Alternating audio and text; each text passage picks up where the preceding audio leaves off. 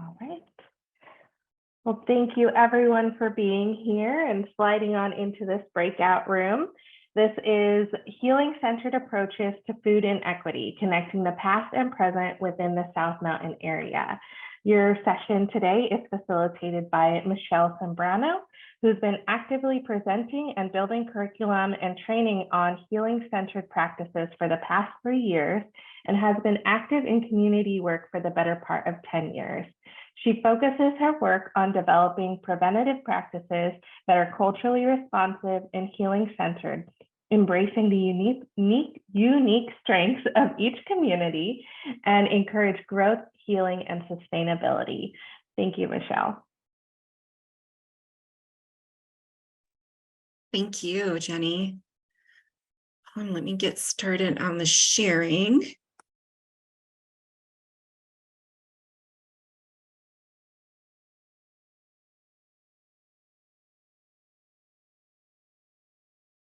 And here we go.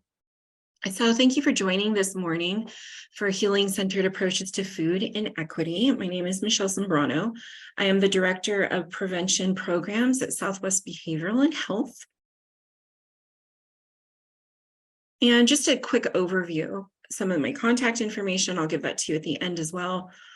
Do a brief introduction, kind of a personal perspective, a little bit of the history of South Phoenix, trauma-informed approaches, what that means, what I'm talking about when I talk about trauma-informed care, and then that bridge or move to healing-centered approaches. And then I want to invite us to think beyond the three sisters, given all the information that we'll go over first. So, sorry, just arranging my slides. Give me a moment.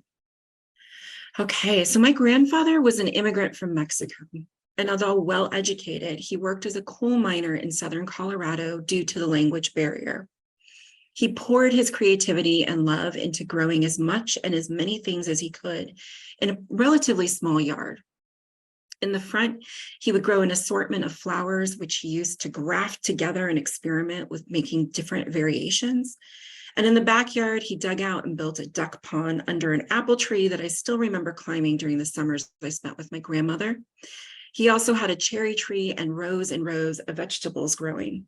He raised rabbits and chickens with a coop that he used to move around to different sections of the yard to fertilize and give the earth a little break from producing. This is actually my auntie, and she was about 2 years old playing with the chickens in the yard. When they fell on hard times, which they did with him being out of work for long stretches of time, they relied on this yard to produce a substantial amount of what kept the family of 6 fed.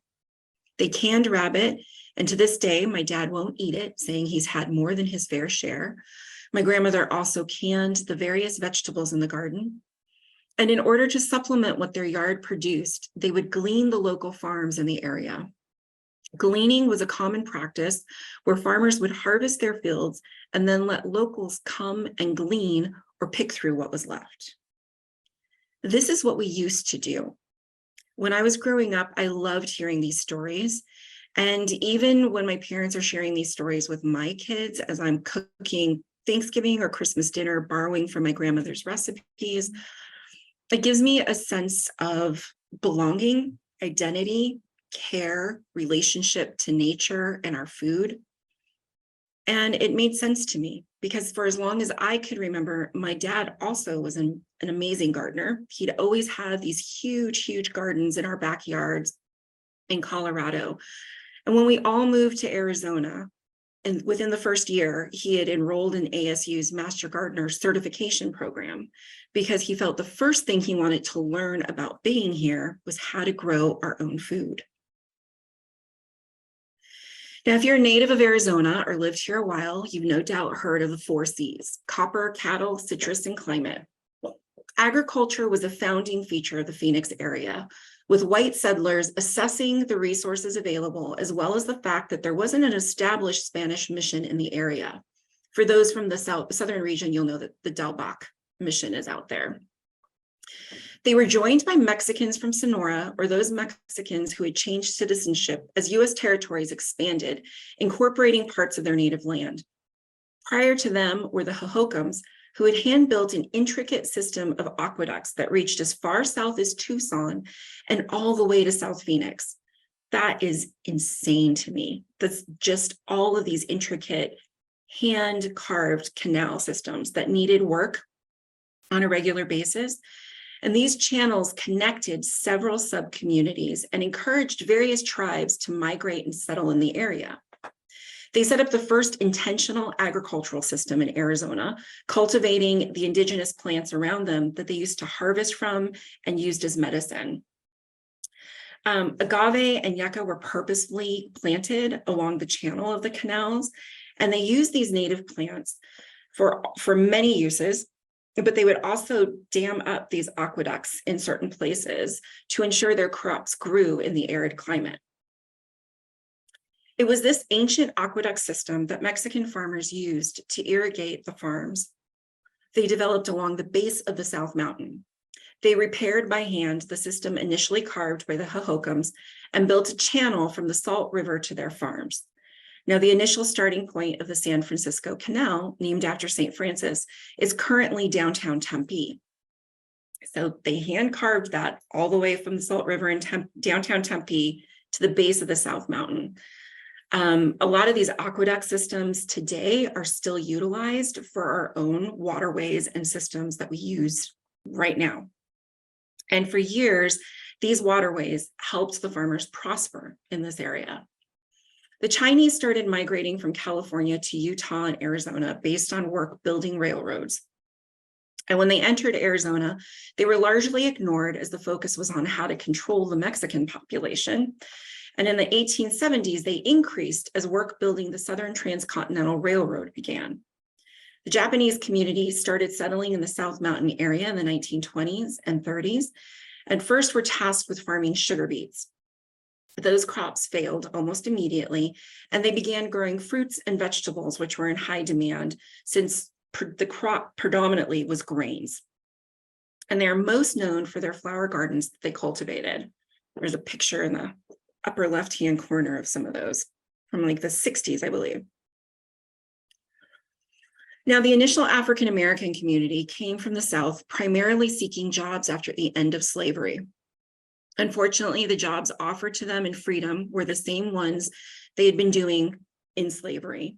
Sharecropping extended to the Arizona territories, and advertising like the one shown here were posted to meet the needs of a growing agricultural business. They found themselves picking cotton next to migrant Mexican workers and those from the Yaqui tribe. The Okima community developed in South Mountain around 1920, and it got its name from the influx of community members from Oklahoma. The initial community had no water, electricity, or gas, and didn't have any of these items, or maybe just some of these resources, until the early 1940s. They worked as farm laborers and cattle hands. They were barred from most white areas, resulting in them building their own communities, founding churches, social organizations, small businesses, newspapers, and even a hospital. One of our oldest churches here in Phoenix is the Tanner Chapel African Methodist Episcopal Church. That's over on 8th Street and Jefferson, and it was built in 1887. We partner with the HEAL Coalition, which is the Healing and Enriching African American Lives Coalition. They're a substance use prevention coalition, and they're housed in the Tanner Community Development Building, which is just on 7th and Jefferson. If you go up Jefferson just a little bit, you'll run into Pilgrim's Rest Church, which is another one of our oldest churches. This is the East Lake area, in that kind of central city downtown area that was predominantly African American, and also that community extended south. In World War II, Japanese Americans were made to leave their farms and move what they could carry, essentially, to live at the Gila River War Relocation Center, or the internment camp. In just a moment, they were stripped of their land and all of the work they had poured into developing the agriculture on it. This displaced a good many of the Japanese community, but there were a few who were able to rebuild post-war. One family of note is the, I'm going to butcher this name, I apologize, Nakagawa family, who still owns and operates the oldest flower shop in Phoenix, located on Baseline in South Phoenix. Go down, visit, engage the current owners in some conversation. She's wonderful. She's a professor at the School of Social Transformation at ASU and has so much history to talk about with her family. Mexican farmers fell on hard times prior to World War II, when the cost of canal repairs and maintenance kept growing, while grain prices fell due to a depression in the market. Around this time, Michael Wormser, a merchant from Prescott Valley, started buying up parcels of land in the South Phoenix area. He also obtained the rights to the San Francisco Canal, and as Mexican farmers' debts mounted, they sold them their land, their farms, with Wormser's promise to sell it back to them when things took an upturn.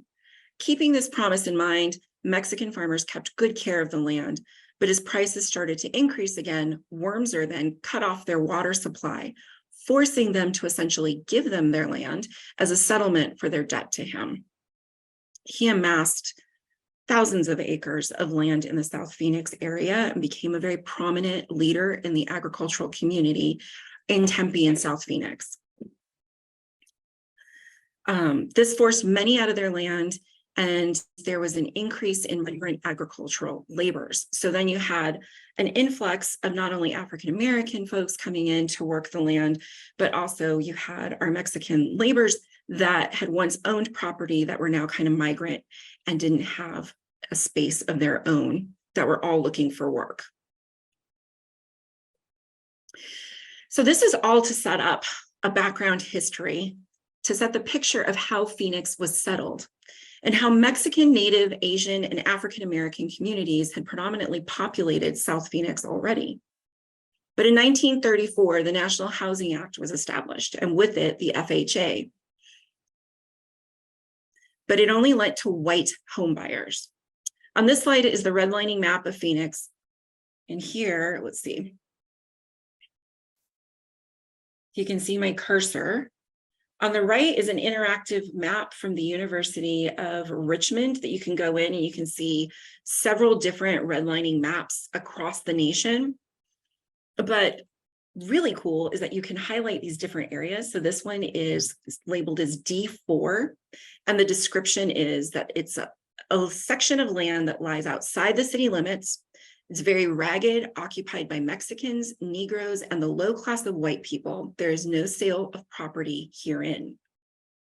If you go just over here, this is D5 parcel, and it's described as this wide area, all outside the city limits, is occupied by low salaried working people, but the district has suffered no encroachment by Negroes or Mexicans, etc.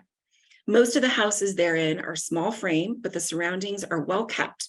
There is a good school in the area. This district will continue to be occupied by a hardworking class of people with low incomes. Social mobility wasn't necessarily built into this idea of redlining.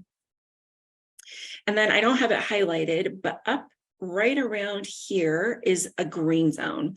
So reds were the worst. It was D and it was hazardous. C's were declining, and that was the orange zones that you see here. B's were still desirable, but A's were really the prime property. So this A parcel is described as being one of the oldest residential sections of Phoenix and is still considered among the very best in the city.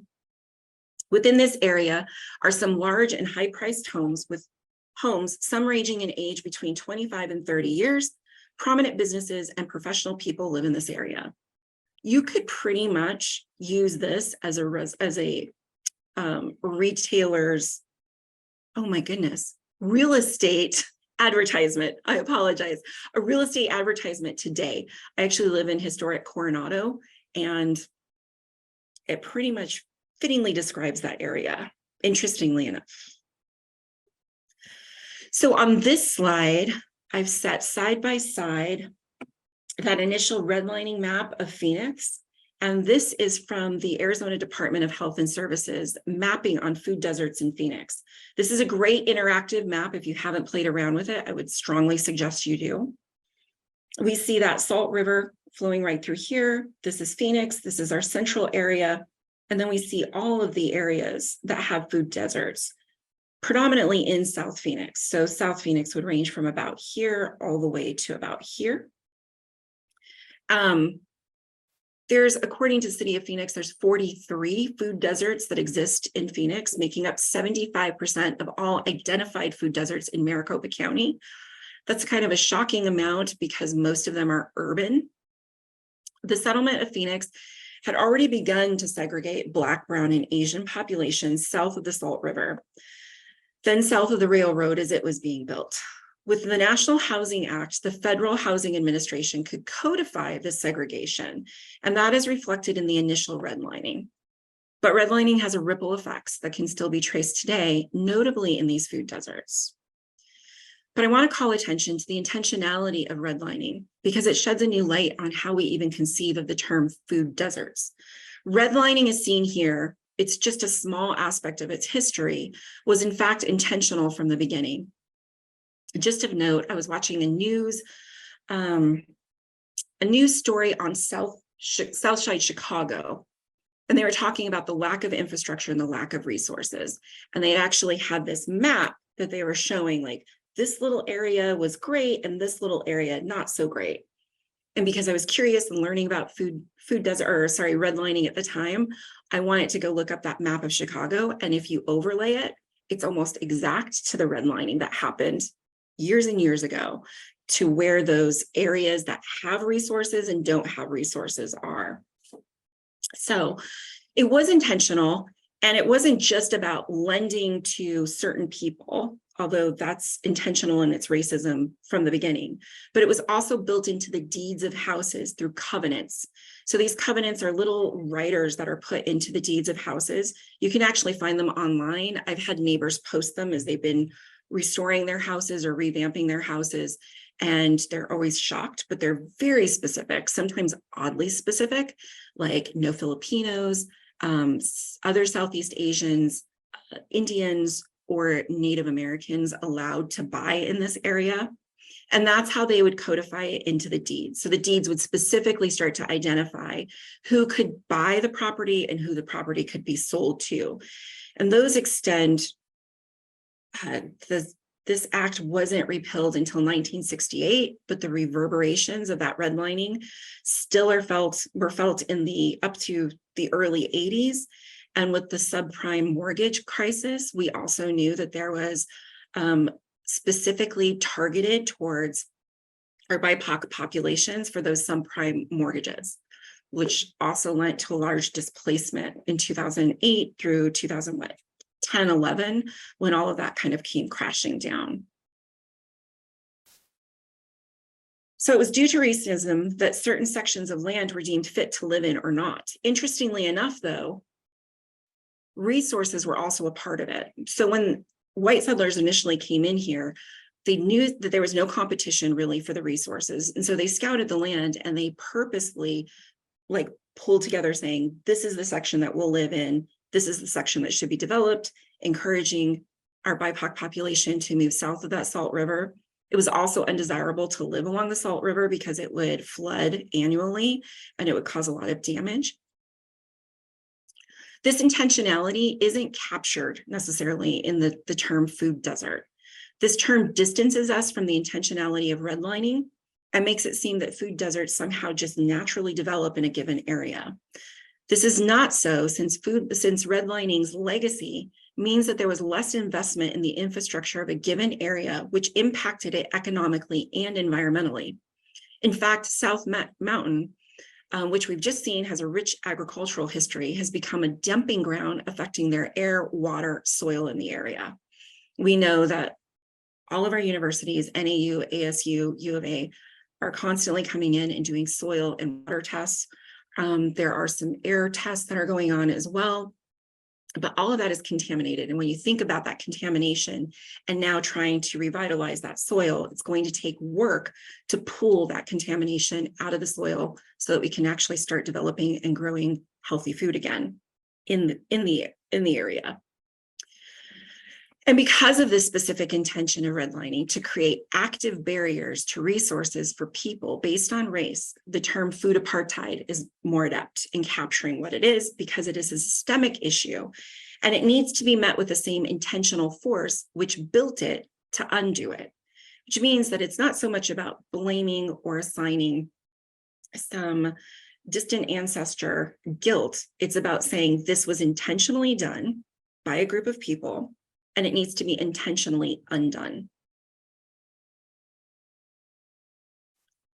So this is where we have responses to food inequity, right? And our first response has been couched in terms of trauma-informed care.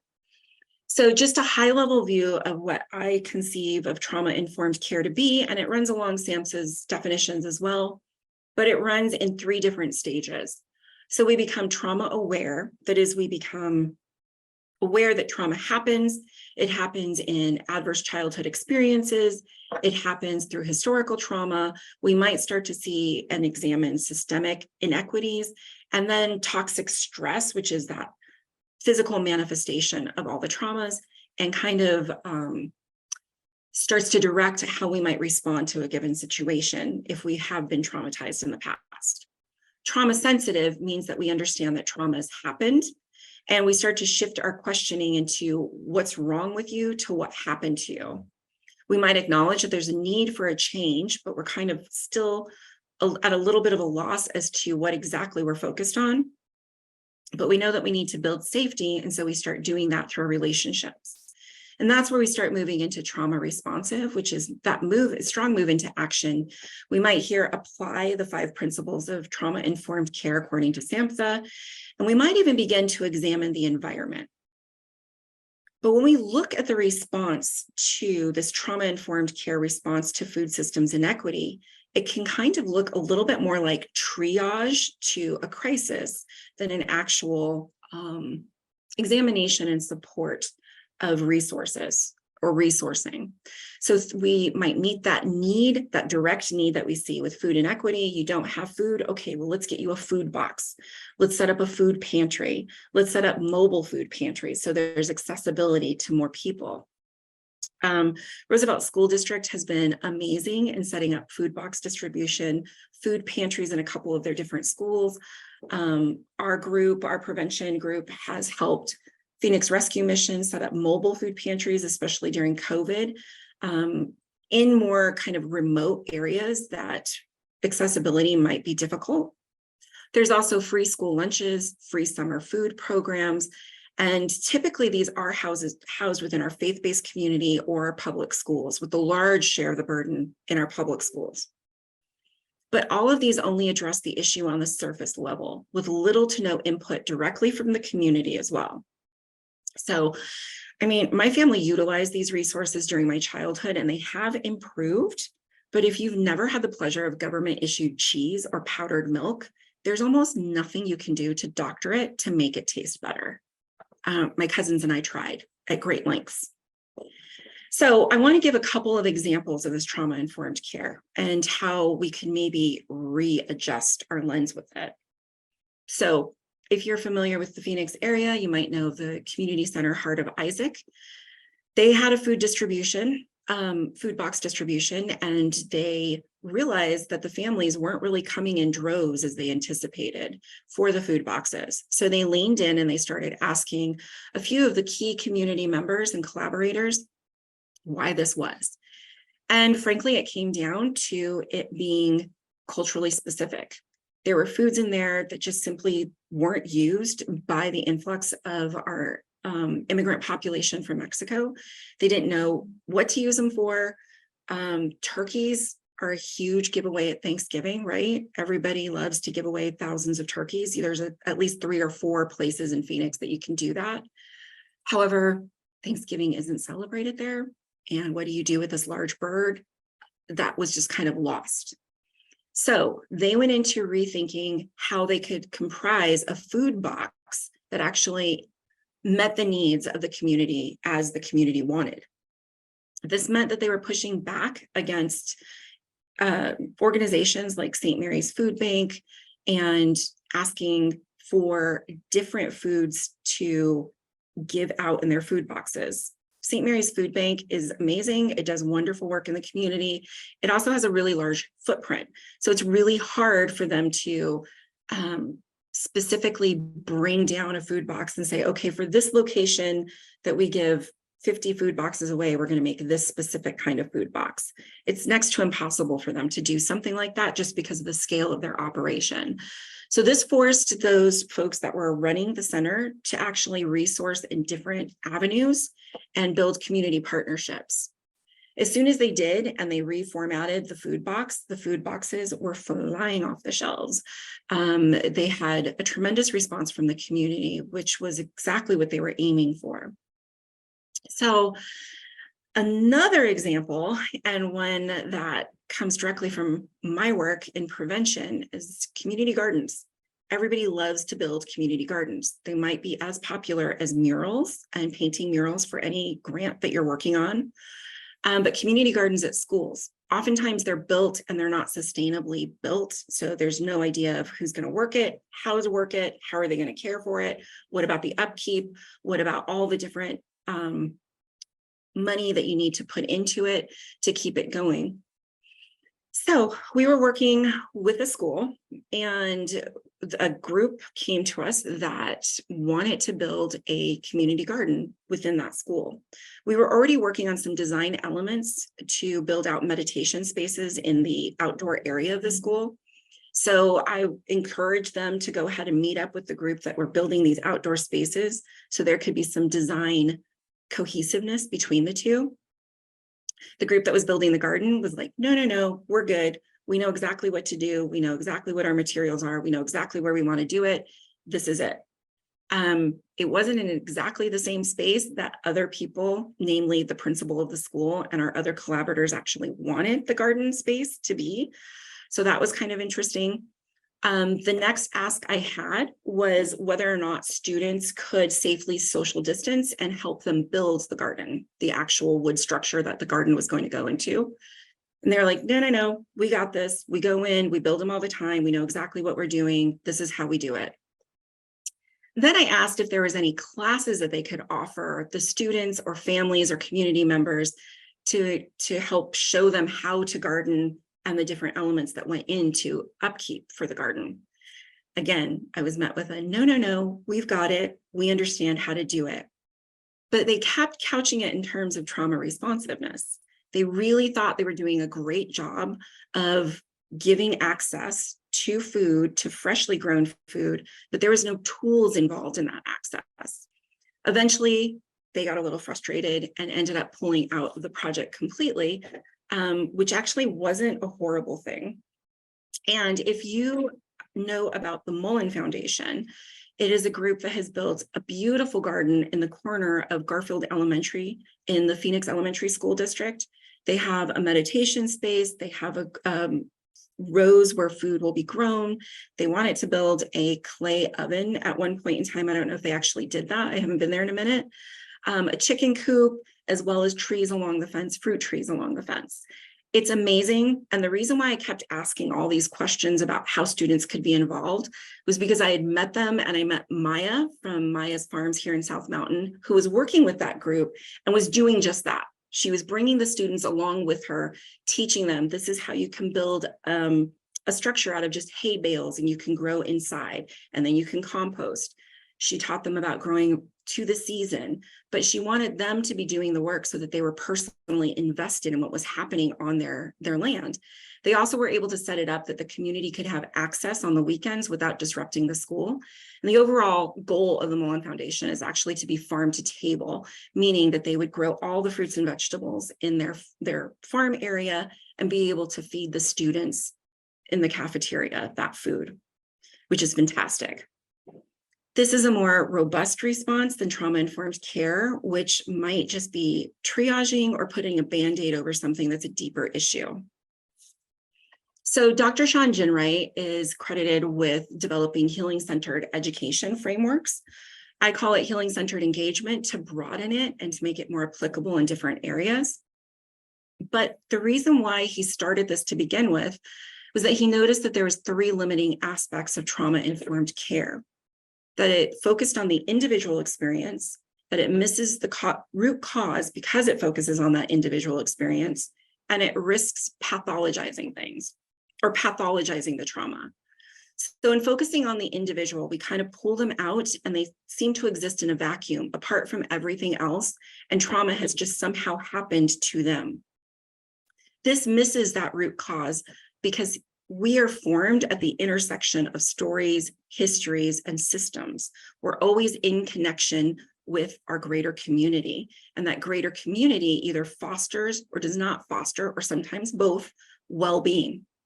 So this is missing the root cause. And in missing that root cause, we risk pathologizing it. So we go to, okay, so you're missing this food. You don't have access to food. You don't have access to healthy food. There are so many questions to unpack in the term healthy food, but that access, then we start to realize that, okay, there's all kinds of diseases that are outgrowths of the fact that there's this trauma surrounding food insecurity, but we're not really looking at the systems that keep it in play, right? So I'm also not trying to draw a hard line between trauma-informed care and healing-centered. What I'm trying to do is look at healing-centered as an evolvement of trauma-informed care. So that means we bring our trauma awareness with us, we bring our trauma sensitivity with us, and we bring our trauma responsiveness with us. But we focus on that healing-centered, which for Dr. Sean Ginwright is a holistic approach involving culture, spirituality, civic action, and collective healing. So this allows us to not only address trauma, but also begins to allow us to foster well-being. It shifts from that pathogenic or that disease-focused lens to a salutogenic one. And that salutogenic lens just broadens our view. And instead of just asking what happened to you, we're now looking at the whole environment and the whole context from which that community, or in which that community exists. And we're looking for the inputs. What inputs are fostering well-being and what inputs are not fostering well-being. And most likely it's complex and they're bound up together. I know the South Phoenix area is an incredibly resilient community, like astoundingly resilient community that has a huge history. But your first introduction to South Phoenix, if you're in the nonprofit world and through that lens, might be a deficit-based one. So Healing Center tries to move out of that deficit-based lens or that pathogenic lens to broaden it to that salutogenic one. And there are two main points. First is to resist reducing our narratives of self to only trauma. And second, to understand that both trauma and well-being happen in environments that promote one or the other, most likely both. And this allows us to highlight issues of systemic oppression and social inequities. Dr. Ginwright notes,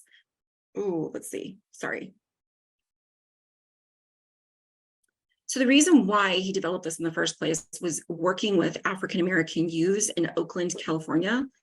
He realized that it was consistently deficit-based. And this was highlighted to him when a student asked him why he wanted him to focus on just the worst thing that had happened to him, and explaining that he was so much more than that, and he wanted to be seen as so much more than that. And what I love about trauma or healing-centered work as an evolvement of trauma-informed care is that it gives us very specific tools that we can use to start to engage in these systemic inequities and peeling them back. So it not only broadens our scope, but it also provides a framework that we can look through. So it's explicitly political, it's culturally grounded, asset-driven, and it supports providers. So it's explicitly political because, as noted above, trauma and well-being are both products in large part of the environments where people live, play, and work. We are formed at the intersection of these relationships, and they leave lasting imprints on us, both negative and positive. It's culturally grounded. Healing is a collective project and shaped by our cultural affiliations, such as race, gender, socioeconomic background, sexual orientation, and so much more. In order to address our healing, we need to re-engage in these aspects of our cultural affiliation. And it supports providers. So initially in healing-centered education, supporting providers on their own healing journey is paramount, because you would suffer burnout really quickly if you weren't tending to yourself. And so he really wants to strike a balance between those two things. Here, I think it can be conceived as community empowerment. So like supporting providers and helping professions, ensuring each community member has access to what they need helps support the health of the overall community. And then finally, it's asset driven, looking for what's going right and building on those strengths to enhance our shared environments. So those can still seem a little bit abstract. But again, we're working against that deficit-based narrative. And there's a picture that kind of nonprofits tend to focus on, which is children or families in need. And that's been constructed over time. And we all have like an image of something in our head when I say a child in need. It might be a commercial from long ago. It might be students that we know currently or working with currently. We also think that their family lives might be incoherent or have other hardships that they have to endure. We have a story that we come in with essentially, and we aren't necessarily looking for those assets. And it is explicitly political because those stories are constructed. And what we do is go about deconstructing those stories by learning about the histories and learning about where our folks come from originally and what defines the community, how the communities are defining themselves. So it might feel a little abstract still, but I want to give you some very concrete examples of this. Oh my goodness, I'm so sorry. Of this in action. Where did it go? I'm so sorry. I got lost. Okay, principles and practice. So in the South Phoenix area, we have Spaces of Opportunity, Phoenix Food Co-op, Feed Phoenix, which is actually in Phoenix, in the greater Phoenix area, and then the Tiger Mountain Foundation. So the Tiger Mountain Foundation is our oldest one, and it was established in 2007. And if you go online and kind of look into it, I love that they define their approach as asset-based community development. They work directly with youth and the re-entry population. And this was the first place that I actually volunteered when I first moved to Phoenix. I probably volunteered here within a year of moving, and I had no idea it was in South Phoenix. But if you haven't volunteered with them, I would highly encourage it. Once a month, they actually have a huge community work day, and they have a huge potluck where everybody who's kind of affiliated with the Tiger Mountain Foundation makes really yummy, delicious food. And you get to meet the folks that are running the garden. You get to meet the community that's touched by the development of the garden. And then you get to break bread with them, which, you know, there's nothing better than that, really. Darren Chapman, pictured here, he has been a force to be reckoned with since the beginning. He also has his finger in the Phoenix Food Co-op as well, and Spaces of Opportunity. He's expanded Tiger Mountain Foundation from a community garden to also doing landscape work and gardening work throughout the valley. So you can actually hire him and his team to come in and do work on various properties, which is kind of what Spaces of Opportunity has done. Now, Spaces of Opportunity was founded or established in 2015, and it was done as a collaborative effort of community stakeholders. It offers incubator farms, which are basically smaller parcels of land that can be run by farmers, that you have access to tools, you have access to seeds, you have access to water, and it just gives you a starting chance in developing whether or not you actually want to farm here. There's a lot of our immigrant population that is really smart and savvy about farming in the desert, possibly because a lot of them come from arid lands themselves. And so they know what can grow here and what can't. And it's pretty awesome to see what they develop. My dad runs a community garden in Glendale, and it's predominantly all immigrant population. And he's like, you won't believe like what we're growing there. And it's medicines, it's teas, and it's food. And South Phoenix, or Spaces of Opportunity, offers some of this as well. You can also buy a little plot. I think it's like a 2x4 plot that you can grow your own vegetables. You have access to, again, all the tools and all the water that you need for your garden. And they also have a farmer's market, and they have one during the day, and I think they have a night market. I'm not sure if they run opposite. This was also the site where a Phoenix food forest group has started. So in the center of spaces of opportunity, food forests are kind of this principle of what naturally grows in the area, what's indigenous, and what you can harvest. So what you can live off of, and it's accessible to anybody who can come in. Phoenix Food Co-op is the next one. So I first heard about this in 2019. I don't think it was like formally established until late 2019 or early 2020. But Phoenix Food Co-op is a buyer's food club. So as soon as you buy this subscription into getting your regular box of food once a month, you're actually one vote, one owner to that co-op. So it's community owned, cooperative grocer that provides healthy, locally produced and accessible food. And it also wants to create a community space for people to gather. I know some of the original board members included Derek Chapman, but also Phoenix Foragers. So Phoenix Foragers are an awesome group of people that actually know how to forage in the valley and in some of our hiking areas, foods, and they know which seasons to go and grab them, go and harvest them. They also do a dinner every Thanksgiving. It's a small group where they meet at like 4 or 5 in the morning, and they all go out and they all forage, and then they come back and prep and cook those foods that they forage for their Thanksgiving meal. I think it would be really cool to be invited to one of those, and I hope to someday soon. But it's a cooperative structure that empowers. So you have here an asset-based community development with Tiger Mountain Foundation. Then you move to a collaborative effort of community stakeholders. And then you move into Phoenix Food Co-op, which is a cooperative structure, meaning that everybody has equitable treatment within it. Nobody owns more shares than another. One voice, one vote kind of thing. And they were originally looking at setting up a brick and mortar in Central Phoenix, but have been priced out. And so now they're actually looking at Southwest Plaza on the corner of Southern and Central here in South Phoenix, which I'm really hoping they do.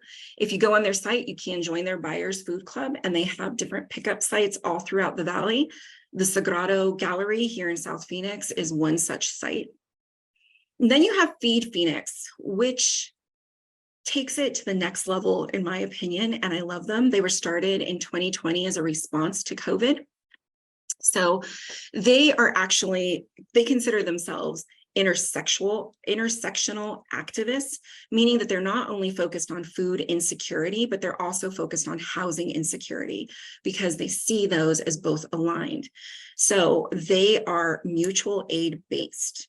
They are an all volunteer. They self-describe as an all-volunteer, abolitionist, anti-capitalist, anti-racist community support organization dedicated to ending food and hunger insecurity in Phoenix, Arizona through direct action, community organizing, and intersectional activism. So they originally got some of their seed money from the CARES Act, and City of Phoenix, I think, even promotes them on their website as part of their plan for addressing different environmental aspects that they're working on. I think it's their 2025 plan. So you can go and volunteer with this group. They are, I think they have 3 pop-ups throughout the week. And what I love about this group is that it takes it one step further, that it's not just like the Phoenix Food Co-op, one vote, one member, but it actually brings people who are experiencing homelessness, people who are experiencing food insecurity. It welcomes them to the table as not just receiving the gifts, but also being able to give the gifts and have a say in how things are going to be structured and distributed. So Feed Phoenix also has various coolers and cooler sites throughout the Phoenix area, throughout the valley. I used to pick up food boxes during COVID and go distribute them at different locations, and anyone can come and take whatever they need. There's no questions asked. Oftentimes when you're given food boxes or you go for some kind of food pantry, you have to give your ID your driver's license, or you have to give your zip code. You have to give some kind of identifying information. Feed Phoenix doesn't do any of that. And they're a pretty amazing group that if you feel like donating to any of these groups, you can via their website. So tying it a little bit more explicitly together, so that explicitly political portion, these groups are all on some level community-led, embedded, and accountable, meaning that they aren't taking this top-down approach and just applying what they think needs to be fixed to the situation, but rather they're allowing the community to dictate how they're formed and what they're going to do in the community. And it also, they understand the history of South Mountain. Darren purposely founded Tiger Foundation here in South Mountain because he was tired of a lack of resources, and he was tired of the community not getting what he felt they deserved as the community, as some of the oldest families in Phoenix live here. And it's also focused on bringing resources to the area. So you see this with Tiger Mountain Foundation, but you also start to see this in little pockets throughout South Phoenix. They're tied in with the city of Phoenix, and one of my friends who serves on, I forget which committee it is, but it is for allocation of funds. They've been able to drive a good amount of funds to the South Phoenix area of late, which is really amazing because this community has not only been hit by COVID, but also the light rail, which was a double impact to them. And so while people in Central Phoenix were very excited about the light rail coming, as soon as you went south of the 10, you saw a lot of no light rail signs or voting no on the light rail signs. And that was because a lot of those mom and pop businesses that had been there for years were right along that central corridor. And although Valley Metro said that there were grants for businesses to stay open, those grants were basically a couple $1,000s that would pay for signage to say that you were still open. Now, if you've driven down south in South Phoenix on Central, you realize that it's completely torn up. There's a lot of places that you can't enter or exit from. We've seen one of our favorite coffee shops close because of this and the impact of COVID, along with other mom and pop shops along that central corridor. So when we're talking about bringing resources, we're not talking about just bringing resources that look like a good fit, but actually are an equitable good fit for the entire community, taking the community in mind. Culturally grounded, so they're growing indigenous plants. One of my favorite pictures of spaces of opportunities that have these like rows and rows of nopales growing that they're actually cultivating, which is beautiful. And they also are learning about those native agricultural practices. So how to grow on our land, what grows here and why. And it's a lot of remembering that relationship to the land. And I do mean that is like stitching together. So there's remembering, and then there's remembering our relationship to that land, what it means to have clean water, what it means to have clean soil, what it means to have access to fresh foods. That's all very important, but we also know that there's a great deal of contamination in the South Phoenix area. There are practices that you can do, and there are specific plants that you can plant to actually pull out the toxins. They're made to absorb those toxins. And so you can revamp the soil so that you can actually plant into the land versus raised beds, right? And then it supports providers, or it supports the community. So it's teaching them how to grow and what to grow. It increases access to whole food sources. And I like whole food sources versus healthy food sources, because healthy food might be a more subjective kind of lens that we see through, but whole foods are typically great for us. And they look many different ways. And it's collaborative. It's not just receiving, but it's giving as well. Those community members are able to be in a seat of empowerment, and they're able to either develop job skills, find social connection and community, have a voice at the table that's driving policy and how things are done within these groups. And then it's asset driven. So that asset-based community development from Tiger Mountain Foundation and that mutual aid construct or cooperative construct that we have from Feed Phoenix and that we have from Phoenix Food Co-op. And then it's direct empowerment, right? So it's not looking at the deficits and like, oh, poor you, what can we give you and then leave? But it's how can we cultivate resources that you have direct access to on a regular, ongoing basis? Whew, that was a lot, but I want to actually say one more thing. I want to talk about sustainability and viability. And this is something that I was thinking about on my way in to work this morning, thinking about this presentation. I heard about, I didn't hear about it, but critically thinking about viability and sustainability came from a talk that I attended during a conference many, many years ago. And it was put through the lens of nonprofit structures. This gentleman traced these words, sustainability and viability, through legal documents into 1700s France and England.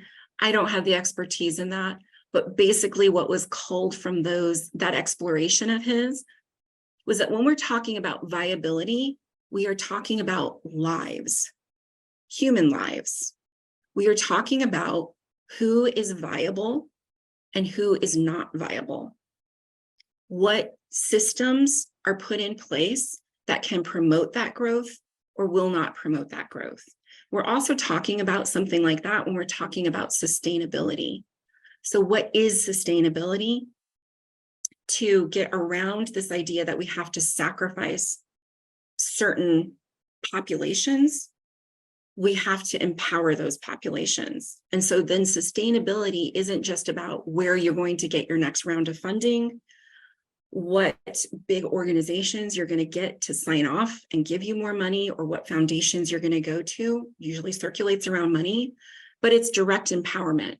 And that means you can work outside of these traditional nonprofit structures to actually gain traction and do truly community-led, embedded, accountable development. And it's not development necessarily, you're just giving tools to the community or helping them rediscover tools that maybe they had. And it might spark. I know for my dad, a lot of times he's like, oh yeah, I remember my dad used to do it in this way because, and there's a lot of those conversations. And as he's working with our immigrant population in Glendale, he rubs up against them and he's like, oh, that makes sense because we used to do it like this too. And you start to see that commonality. And once you have empowered community, it is sustainable.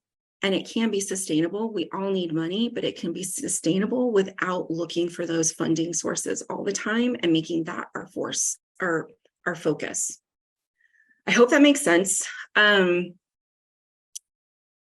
was a lot in just a short amount of time, but I also want to challenge us to start thinking beyond the three sisters. When I was putting this presentation together, my kids came up behind me and were like looking over my shoulder. And my son, before I had the label Beyond the Three Sisters, he was like, those are the three sisters. I remember those from kindergarten when we were growing them in the garden.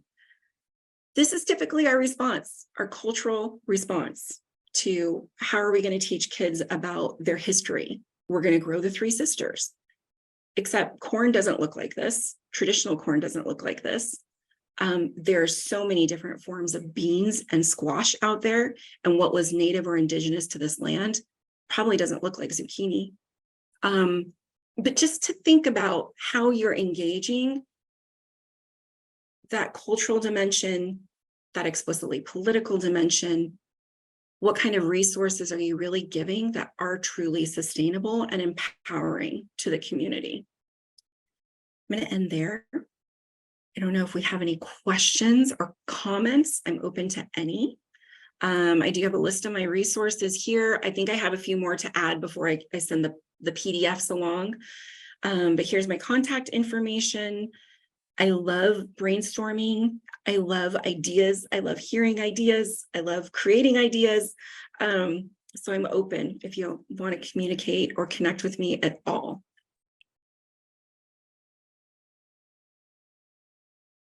And it always feels weird talking into the void. So I'm going to stop sharing so I can see possibly faces. Let's see. There's some. Thank you so much. That was that was just amazing. And we're seeing some kudos in the chat. Wonderful presentation. Thank you for the information. Wow, I am in my feelings, processing everything that you shared. I think your ability to storytell is amazing, not just your story, but the story of people that have came before us. So thank you so much for that. Anyone have any questions, thoughts, kudos? Lots of stuff coming in the chat. Yes, if I can share. No, thank you so much for your story. It really resonated with my life. I grew up in the Valley. My dad came down through the Bracero program and settled in the Peoria area, and they worked as citrus there in Glendale and Peoria, but also on Baseline. I don't know there was an orchard there. I don't know if it's still there off Baseline. But we worked at cotton fields in Surprise and Waldell. So, and you mentioned about the redlining, it's really interesting. To this day, even in Surprise, you could see that the old Surprise is blocked off by Greenway, Grand, and Dizer. That's where I grew up. So, we were very aware of the wall. Sun City has this giant white wall that separated Surprise from Sun City. So it hit a lot of things that kind of validated things that I was feeling and what our families went through in the Valley there. So thank you for that. It just really gave me comfort to know that someone has gone through the same story that a lot of us have gone through. And it just, that's part of building the community, relating to people. And you definitely hit that. So thank you for that. Thank you. There's a lot of work being done on this. I know that we did have a reporter for, I forgot which newspaper she worked for. She moved to Albuquerque recently, but she was doing kind of a tracing of migration in Phoenix. And there's also a muralist, La Morena. You can follow her on Instagram. She's NFL famous now. She designed their ticket and a mural. Beautiful artist who's also working on a documentary about the Golden Gate community, which was displaced by the airport. So in South Phoenix, when you were able to start migrating, you migrated to that Golden Gate community. And then eventually everything got bought up, pushed out. Now the airport's there. I think there's another area, in that area, you can't even build anymore. And that's due to the toxins in the soil because of all the drippings from the airplanes, the oil, all of that stuff that's gone in there. They won't even allow you to buy so you can build. So what's going to happen to that land? We have no idea still. But then you get this further displacement, even further west. And usually like Peoria, Glendale area, Maryvale's hit hard too. But I think we're really curious about this, and I never had really taken into consideration migration within a state, which I think is an amazing, interesting concept to think of, and what communities are displaced and why, and who benefits. Yeah, and also even the greater scale within the state, but also interstate. We have what we called in Surprise. It was a migrant area. And we could tell the families went from different places. The Idaho families, migrant families, would go a certain route. The families that go to Wisconsin route, so there was trails of families that would go that way. And the reason why we knew is each family will help each other. Some of the kids had to stay back. The other families would take care of them there. So it was a really incredible commune kind of setting. But yeah, you're right. The families, you can trace a lot of the neighborhoods throughout the city. I'd encourage you to write your story down, Ed. It sounds amazing, especially as a native. Any other questions? Any questions about like that trauma-informed, healing-centered piece?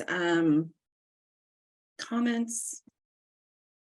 You've got me for a time, so. Hi, my name's Anne. I work in North Phoenix with our community over here. And so we've been implementing a lot of trauma-informed work at our food bank. And I really have kind of felt like there's been a deficit, like how do you move, what's the next step to move from trauma-informed to where? And so the healing centered approach was really, really helpful. So I'm still kind of absorbing it, but really interested in learning more. Do you have any other resources of where I could look to kind of absorb a little bit more of that healing centered approach? Yeah, your name actually looks really familiar. I don't know if you're involved with the Arizona ACEs consortium at all. No, I haven't been. Okay, so they're a great starting point because they are the executive director over there, Angie, and Sandy Semino, who's another director over there. They're making this turn into healing centered, which I'm super excited about, and I'm super excited to be a little bit of a part of.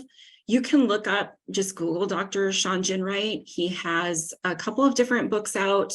There's one, I think it was called The Four Pivots, is his most recent one. And then there's Dr. Acosta, Dr. Angel Acosta, who's out of New York City. He's from the Columbia Teaching School or something like that. I've actually studied with him primarily. I've done some of his primers and his workshops, conceived of that diagram, that triangle diagram through his workshops. He organizes a little bit differently. Take down my contact info. I'll loop you in wherever I can, because we are thinking in terms of like food systems. I mean, it really touches everything. So right now, the focus is in schools for the ACEs consortium, but that's not to leave behind like unsheltered populations, food system inequity. There's a lot to kind of unpack. And I know the Arizona Health Improvement Plan, I'm on one of the committees for that, and I'm trying to push that dial as well in terms of community involvement. Yeah, I'm always willing to be a resource. Great, thank you. I'll shoot you an email just so we can connect. Thank you. Awesome.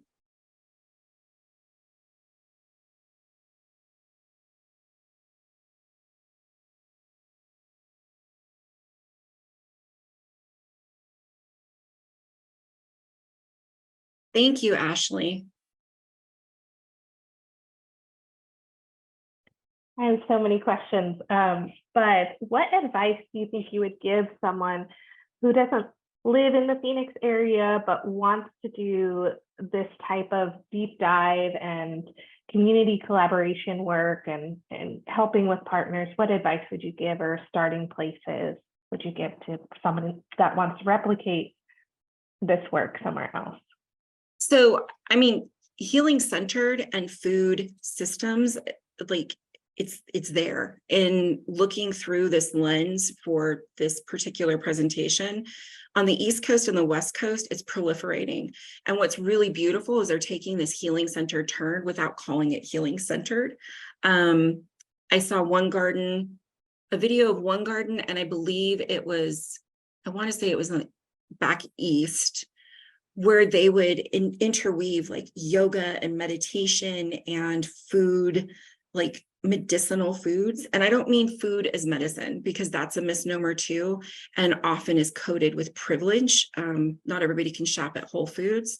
And so food can be medicine, but there's also medicinal herbs, practices that use all of that kind of information. I'm from Colorado. I'm a native of Colorado. And like I said, my first interaction in Phoenix that was like left an impression was at Tiger Mountain Foundation. I kept volunteering down there, and throughout, like I've only been working in South Mountain for about 3 years, a little over 3 years, but I have been involved in South Mountain in some way, shape, or form since I moved here. That was like 14 years ago. I would encourage anybody, pick a place and start unpacking the history in it. Just start unraveling the histories.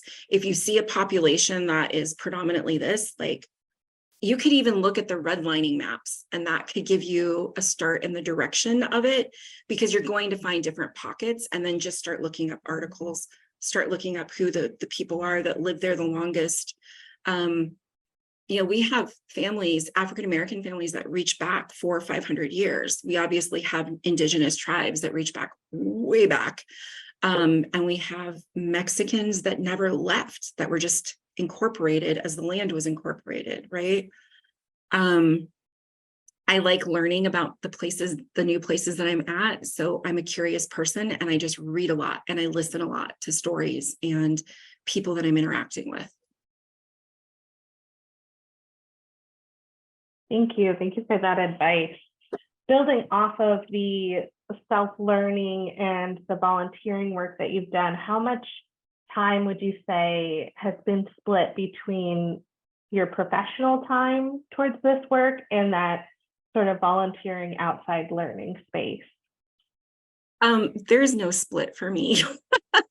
There probably should be more work-life balance, but I live and breathe community work.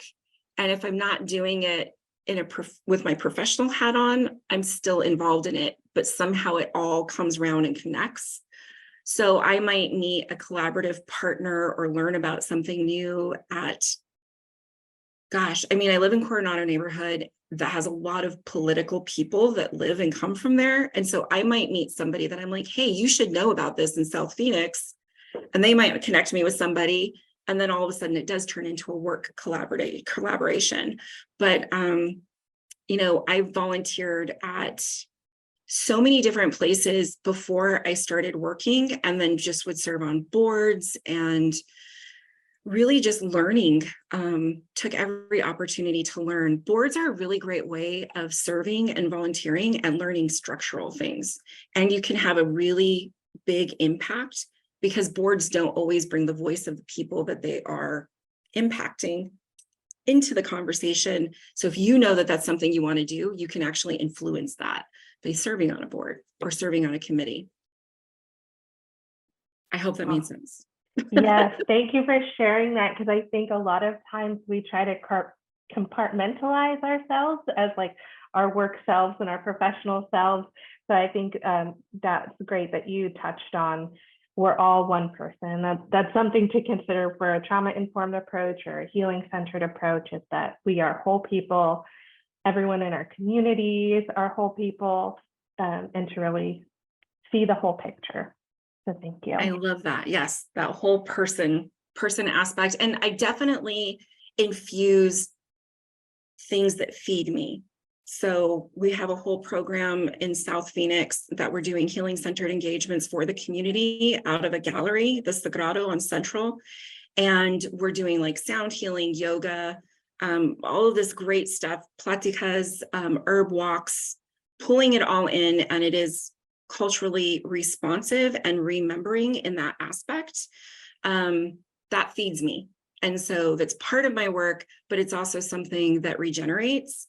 And I feel full when I've participated in that space, even if it's just the logistics organizing it, knowing that community members have been touched. So definitely the balance of it. But thank you so much. You're welcome. Are there any other questions?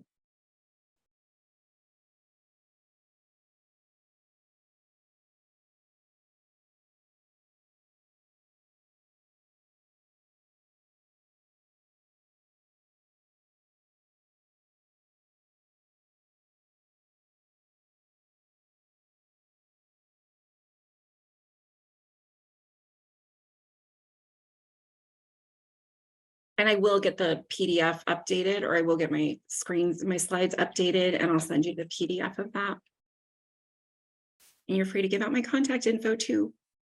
Thank you. Yes, we will definitely share that out. There's a lot of great resources in there, like those interactive maps with the redlining and the food deserts, put quotes around food deserts. But thank you again for your time. Thank you everyone for being an engaged audience. Yeah, I think we'll probably be pulled from this breakout room, but thank you again, Michelle, for everything. So thank you. Enjoy the rest of the conference.